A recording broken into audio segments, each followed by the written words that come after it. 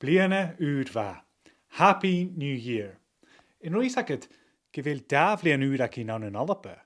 Well, on a doi. 31st of December. Hogmanay in Scots, New Year's Eve in English. As a Gaelic, Eiche Chalain. No, Eiche Chulak, no, Eiche Chalak.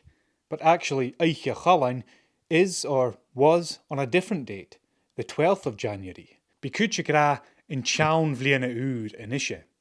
Agus ha kuch haast gakorachig. Wie gillianake dol va hei getei. Uernen le uiten koyoch. Agus megeutje krachken keurig or a kutjoch. Wie get dol chimichel in tehe no in chene jishel. Groen hurshen. E garish duin chalain sonichtje. Viergus drochspiriten a chumal falav fat ne blene uud. No rhyme, no entry. Hanik misje en och de junsi e huurde gegeven na kaljen. Gelijk me lesse wie gehinch, vajaun verleen me henner. Agus viech kashin uch achke. A sort of candle made from the breast strip of a sheep and dipped in wax and tallow. This was passed around to be circled 3 times around every head. If the flame died at a particular point, it was a sign of bad luck for the person below. Shinakate.